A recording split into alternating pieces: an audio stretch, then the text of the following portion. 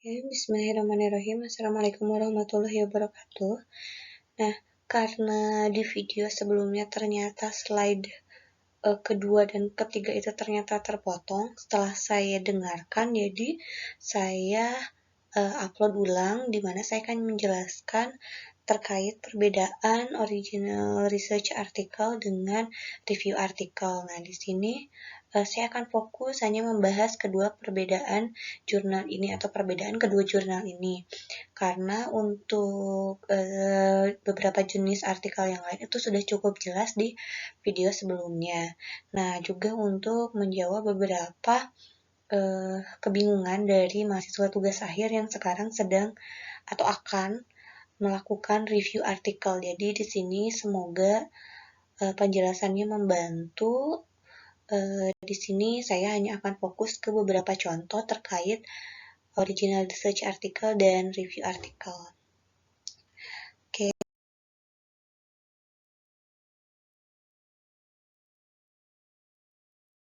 Nah, di sini saya akan membedakan. Saya akan fokus di sini dulu. Untuk pertama, itu saya akan menjelaskan perbedaan research article dan review article, serta nanti selanjutnya itu terkait bagaimana cara untuk mereview artikel atau teknik untuk mereview artikel.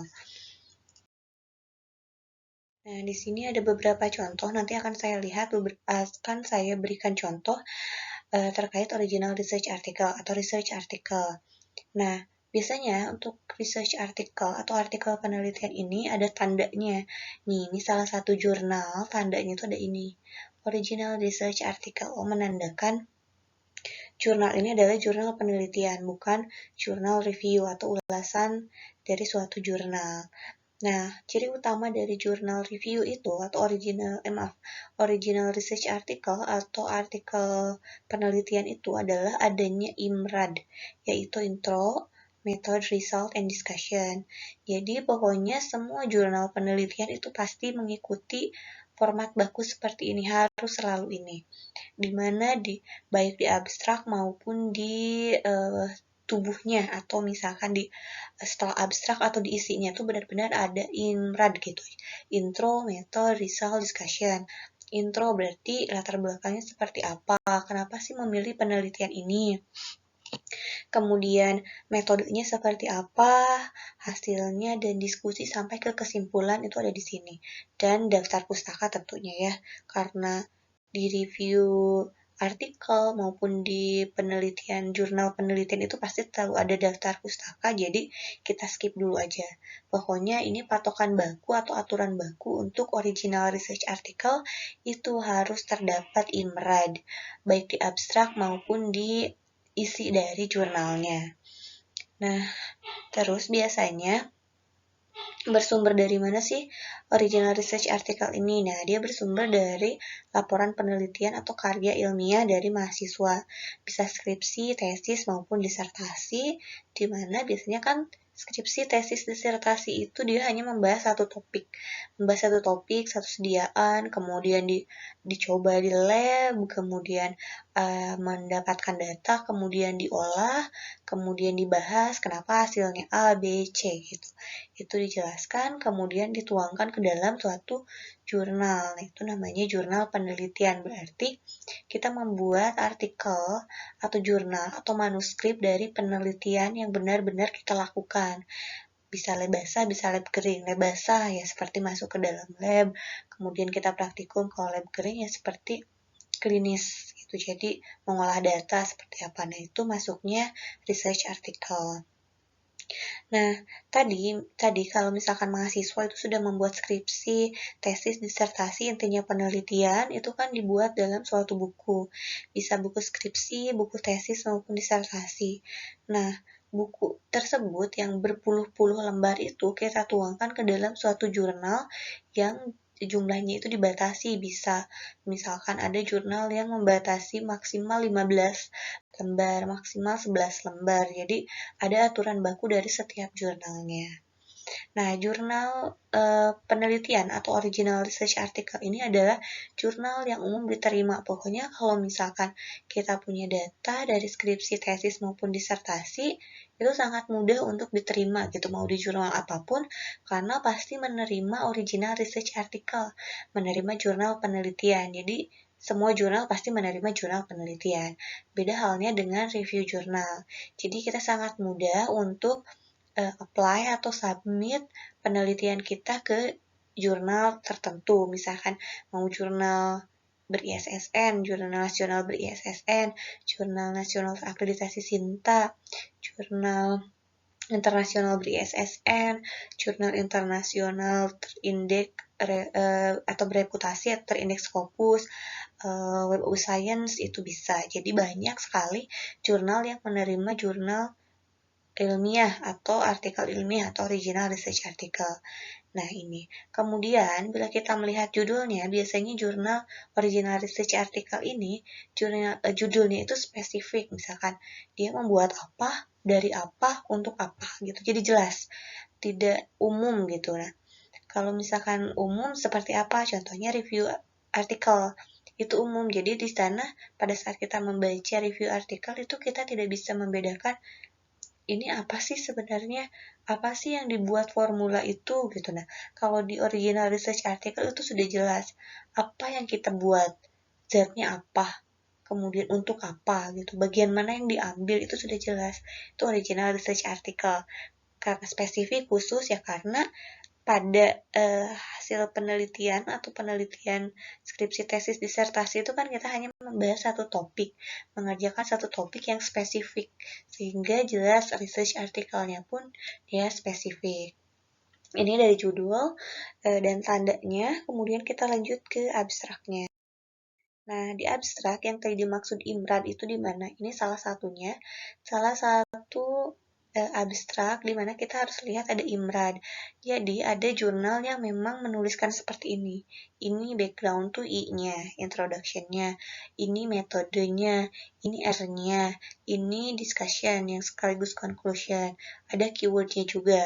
Ada abstrak yang seperti ini. Kalau seperti ini kan kita gampang mengecek apakah ada IMRAD enggak, apakah IMRAD-nya lengkap enggak. Kita cukup lihat, oh ada, background-nya ada, metode ada, result ada, conclusion ada, atau discussion ada gitu.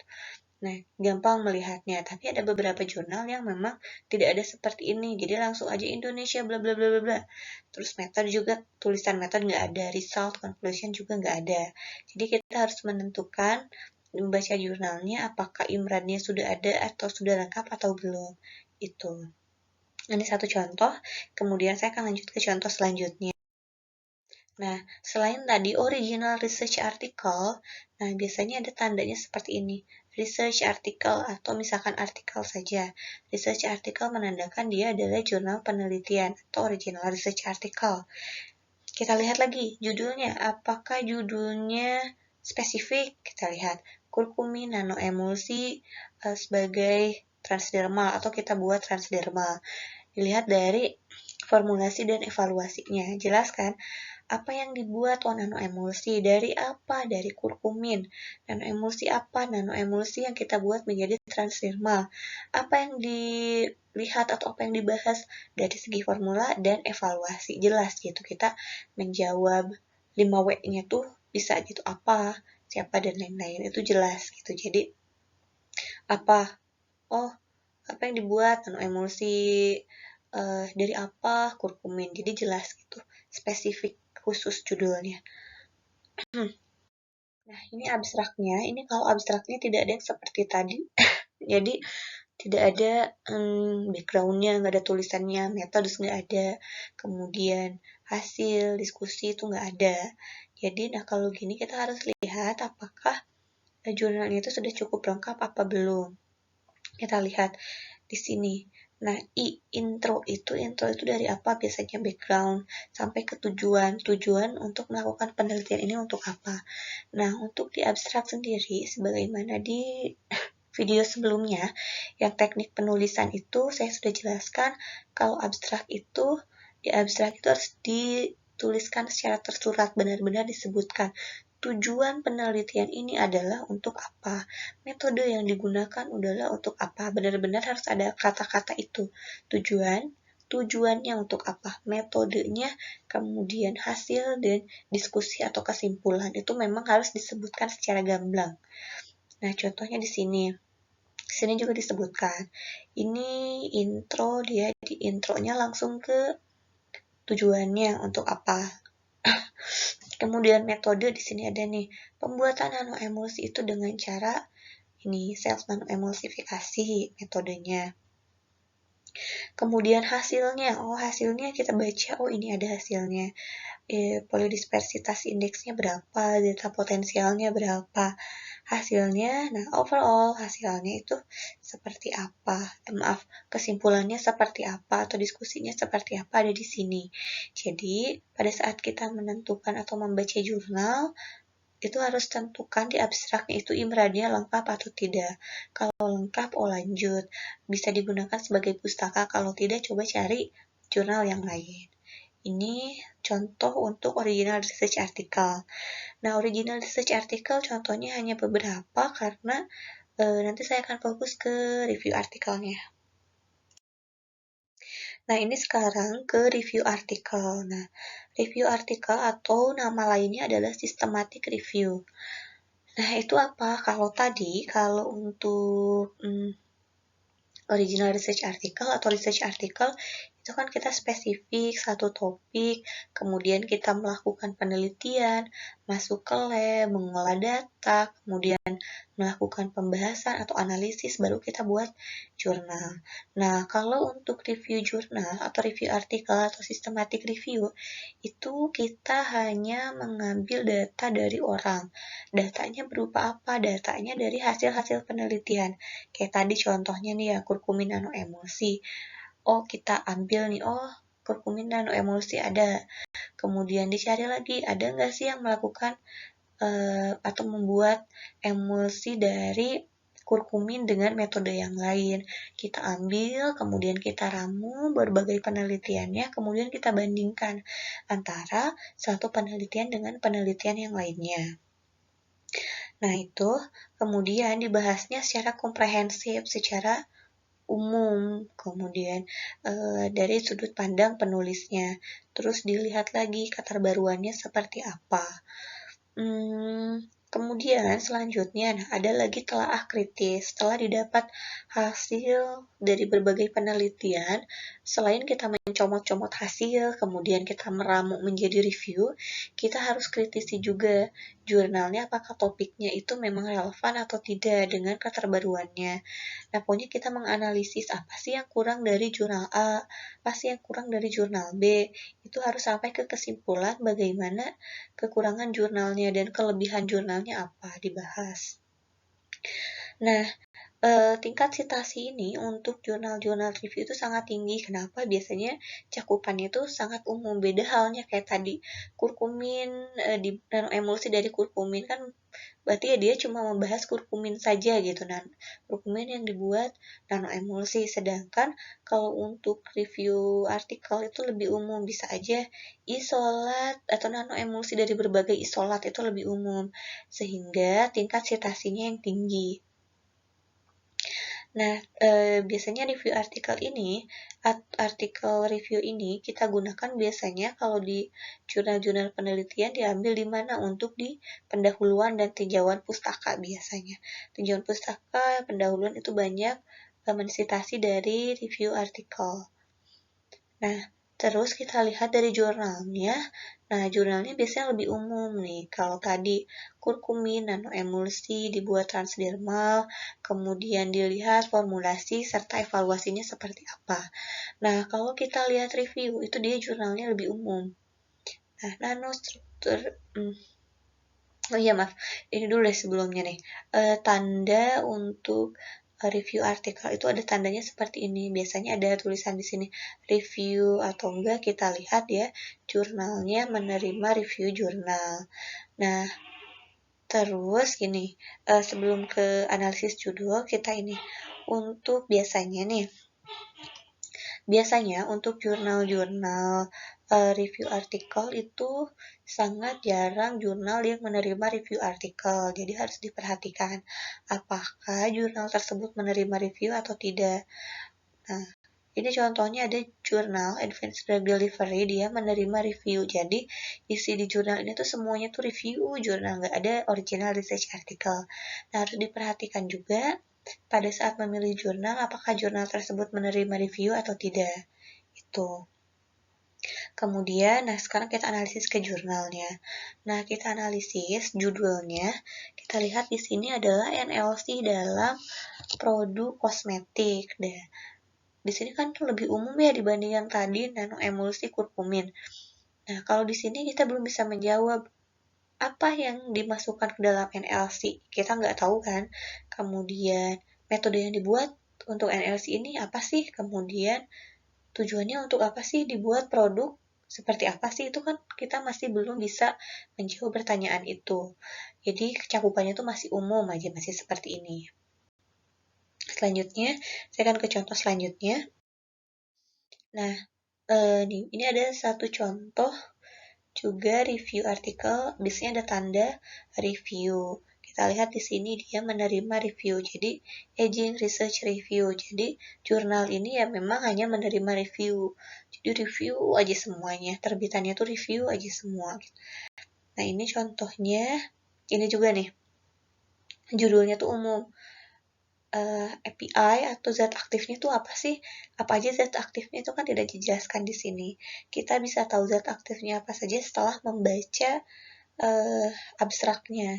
Jadi kalau dari jurnal kita belum tahu karena dia masih umum cakupannya. Nah, sekarang kita lihat ini abstrak yang tadi ya.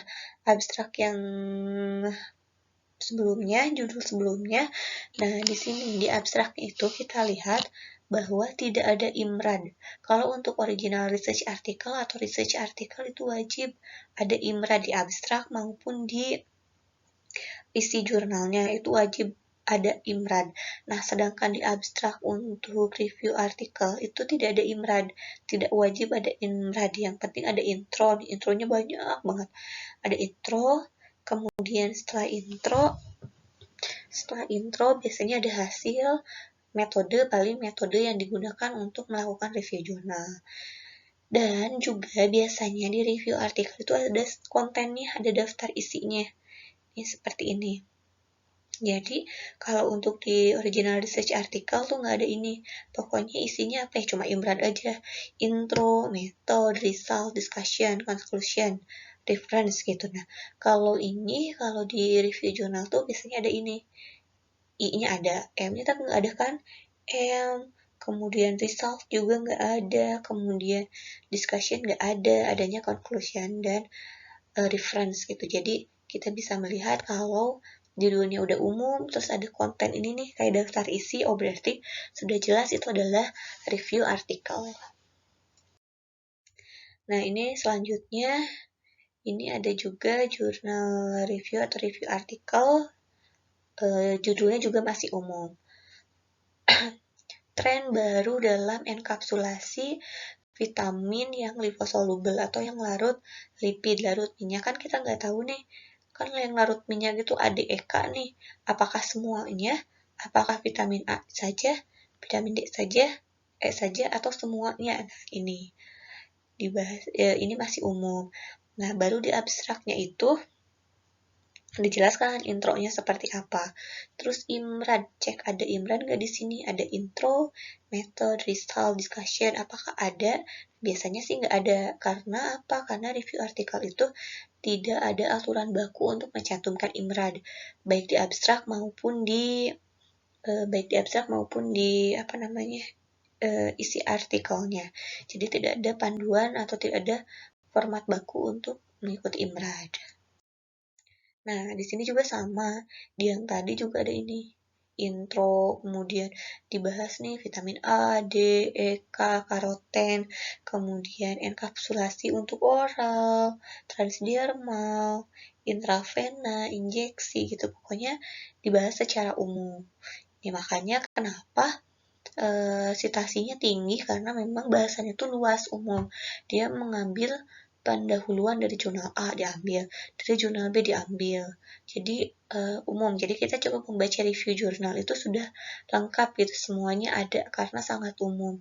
Beda halnya kalau misalkan untuk jurnal-jurnal hasil penelitian atau research artikel. Vitamin A, oh di jurnal ini, vitamin D di jurnal ini, vitamin E di jurnal ini. Nah, kalau untuk review jurnal, vitamin liposoluble, ya udah kita baca satu jurnal, udah masuk semuanya. Gitu. Nah, ini juga contohnya, ini ada tulisan, kalau tadi review, ini review artikel, sangat jelas gitu. Jadi kita tahu, oh dia review. Bahasannya juga atau judulnya juga masih umum. Nah, ini IMRAD, ada nggak sih IMRAD-nya? Jadi nggak ada IMRAD, cuma ada metode, metode dan hasilnya seperti apa. Dan metode juga di sini, metode yang disebutkan itu bukan misalkan nih, contohnya nano emulsi yang tadi nih, atau NLC, bukan metode misalkan jurnal A membuat NLC dengan metode mikroemulsi. Ditulislah metode mikroemulsi bla bla bla bla. Kemudian jurnal B itu misalnya NLC dengan metode HPH, dijelasin metodenya bla bla bla, bukan. Tapi lebih ke metode yang digunakan untuk membuat review jurnal itu seperti apa. Nih contohnya, metode yang digunakan untuk menganalisisnya itu seperti apa. Jadi, nah, dikompilasi nih secara sistematik informasi yang penting dari berbagai jurnal pada penelitian si pandanus ini atau si pandan laut ini. Jadi diambil informasi-informasi penting dari berbagai jurnal secara sistematik, secara umum, kemudian dikompilasi atau digabungkan.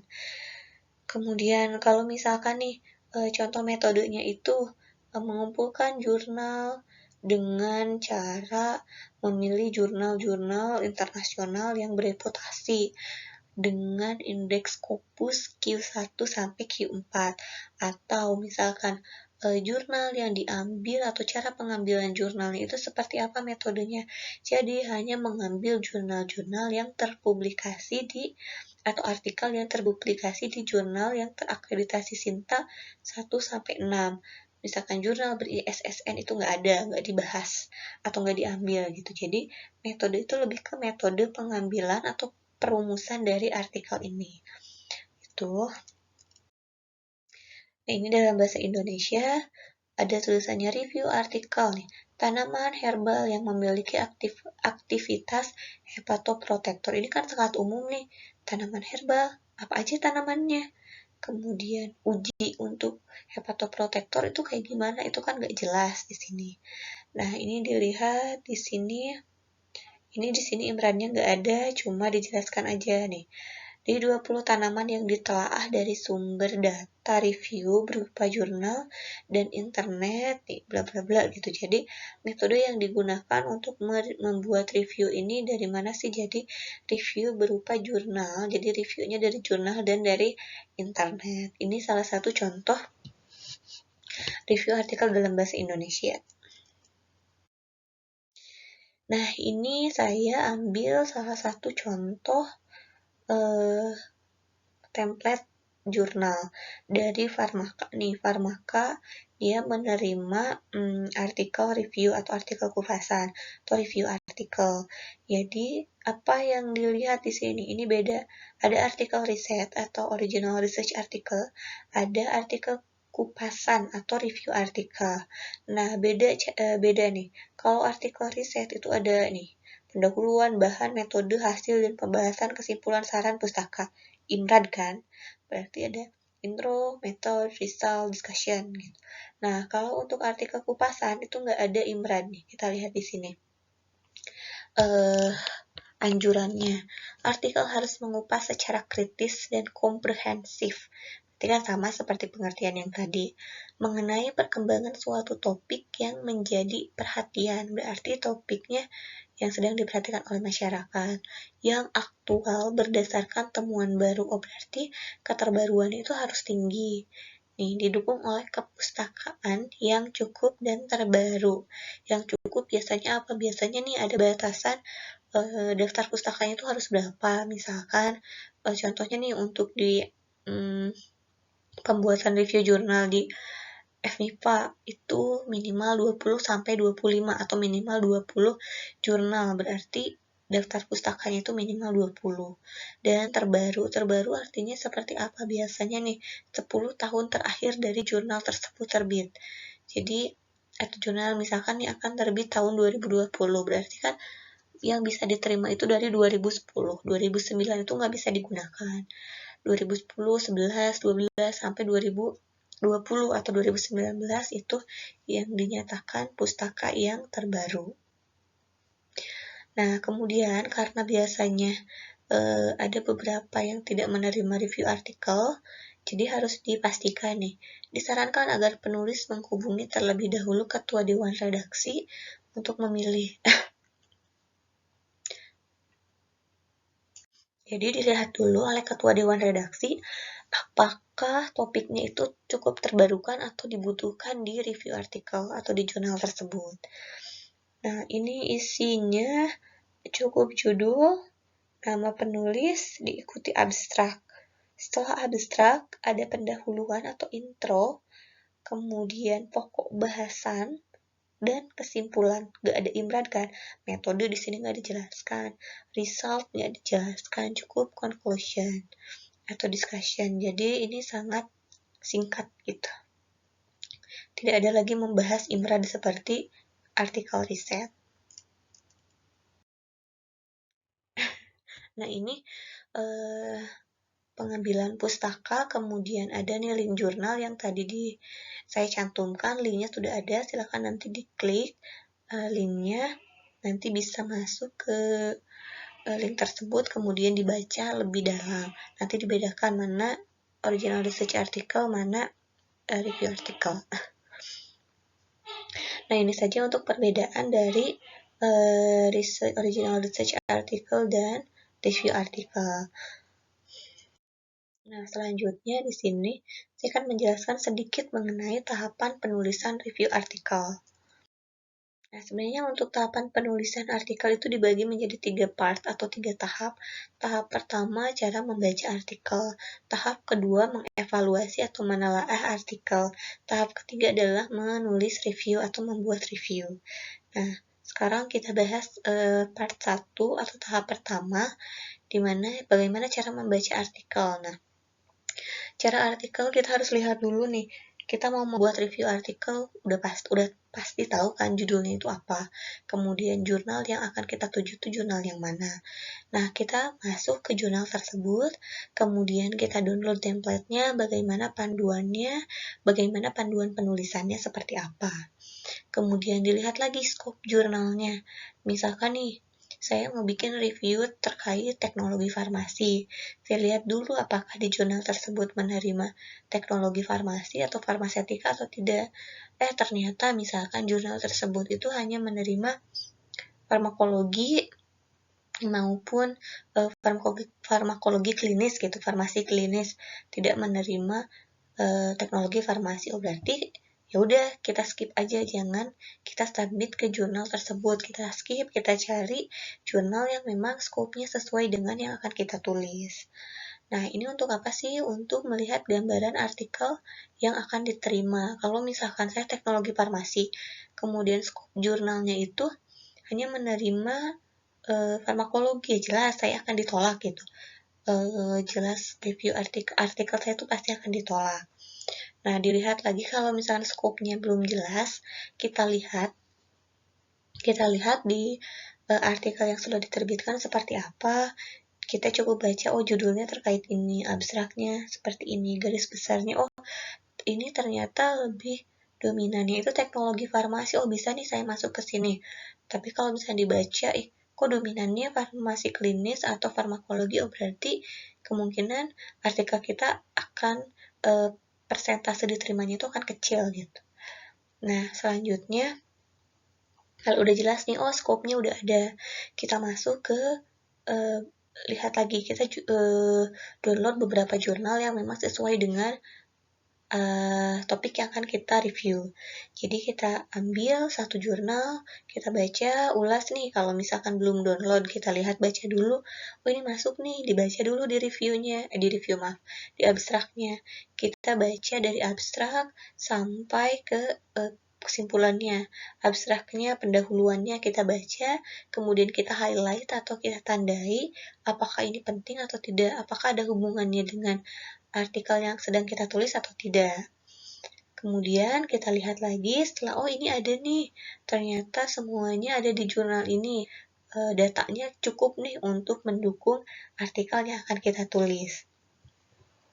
Kemudian kalau udah jelas nih, kita udah dapet jurnal yang cocok, yang memang datanya bisa kita gunakan, kita buat resume, kita buat rangkuman. Kalau tadi kan ini hanya membaca cepat, skipping gitu kan. Kalau udah dapet jurnal yang cocok, kita buat resume, rangkuman, atau catatan, dan memberi pertanyaan seperti ini.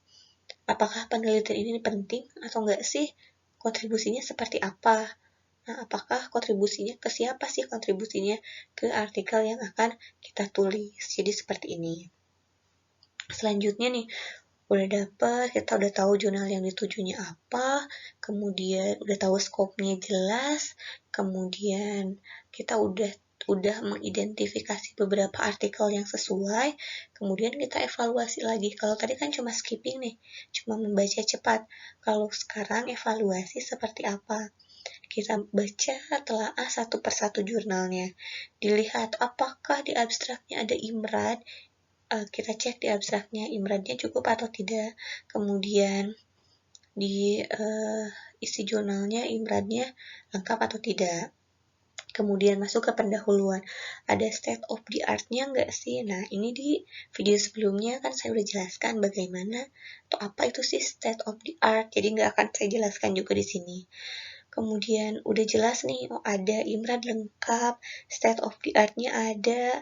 Kemudian ini kita lihat ke pustakanya. Kita lihat apakah pustakanya itu terbaru atau tidak. Kemudian kita masuk nih, biasanya ada di daftar pustakanya. Kita masuk apakah jurnalnya itu jurnal kredibel atau tidak. Apakah jurnal yang memang jurnal abal-abal atau misalkan jurnal predator atau jurnal yang bereputasi, kita lihat. Terus kebaruannya juga kita lihat apakah jurnal tersebut itu mengambil pustaka yang memang relevan dan terbaru. Coba dilihat 10 tahun sebelum artikel terbit. Nah, kalau ini kan dilihat kita udah ada satu artikel misalkan terbit tahun 2019, kita lihat apakah jurnal-jurnal yang disitasinya itu 10 tahun sebelum artikel ini terbit atau tidak. Kalau iya, berarti artinya artikelnya baik, itu keterbaruannya baik, itu keterbaruannya tinggi. Selanjutnya kita masuk ke metode. Nah, apakah metodenya mampu menyelesaikan suatu topik? Misalkan nih, topiknya itu membuat nanoemulsi. Kita lihat apakah metodenya itu sederhana, mungkin nggak dilakukan oleh kita, kemudian metodenya itu dia lebih banyak keuntungannya daripada kerugiannya. Apakah mampu membuat suatu nanoemulsi yang stabil atau tidak? Kita lihat dari metodenya.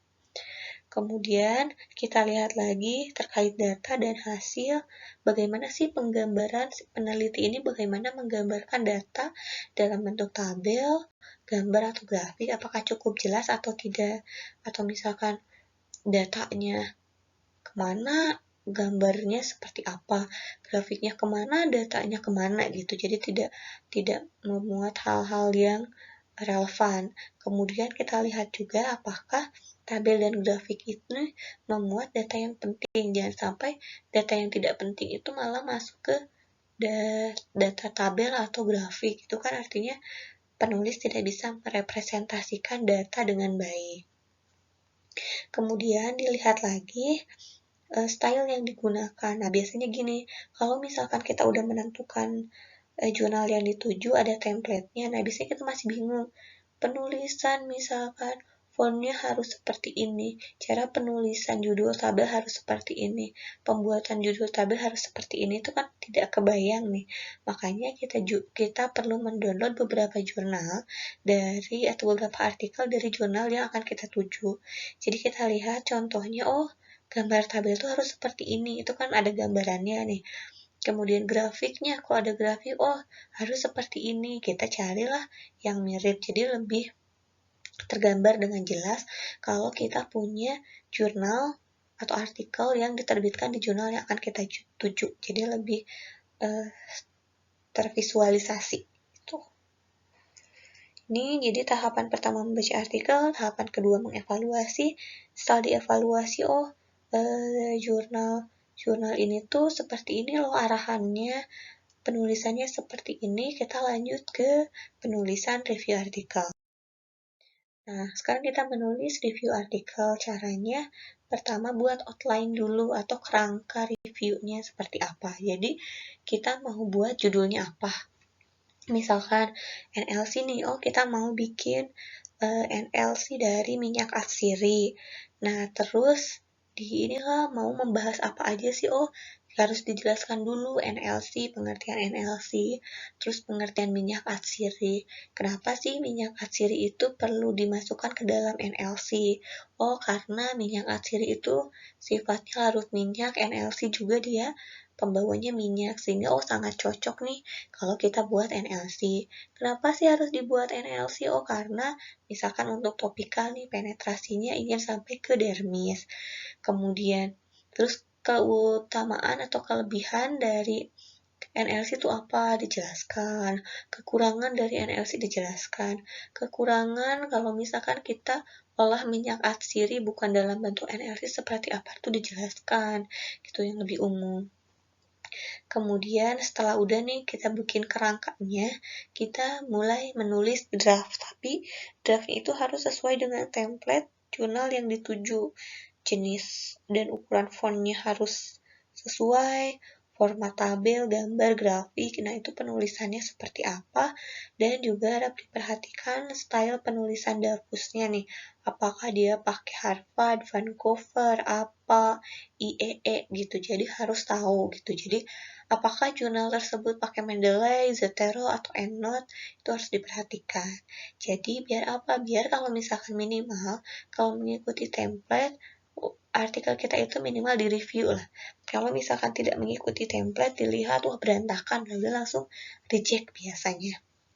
Itu jadi tingkat keberhasilan diterimanya lebih tinggi kalau kita mengikuti template dari jurnal yang dituju.